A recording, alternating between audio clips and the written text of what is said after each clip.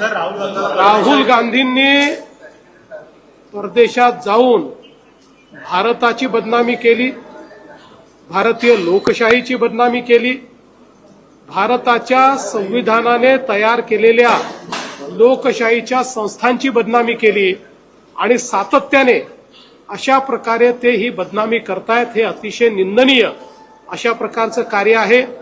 वारंवार निवडणुकांमध्ये हारल्यानंतर त्यांच्या मनावर परिणाम झालेला दिसतो आहे, पण ते एका विरोधी पक्षाचे नेते असताना अशा प्रकारे जर आपल्याच देशाची बदनामी ते विदेशात जाऊन करत असतील तर कुठेतरी त्यांच्याबद्दल संशय निर्माण होतो की ते नेमकं कोणाचा अजेंडा चालवत आहेत.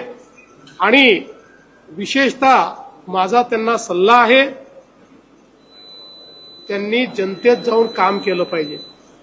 जगभरात फिरून भारताची बदनामी करून त्यांची मतं वाढणार नाहीत. जनतेत जर त्यांनी विश्वासार्हता निर्माण केली तरच त्यांची मतं वाढतील, पण ते करायच्या ऐवजी भारताला बदनाम करण्याचं काम त्यांचं चाललंय.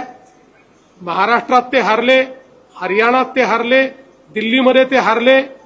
आता मतदान प्रक्रियेवर, मतदान यादीवर त्या ठिकाणी प्रश्नचिन्ह ते निर्माण करतायत. अतिशय बाळबोध अशा प्रकारचा हा प्रकार आहे.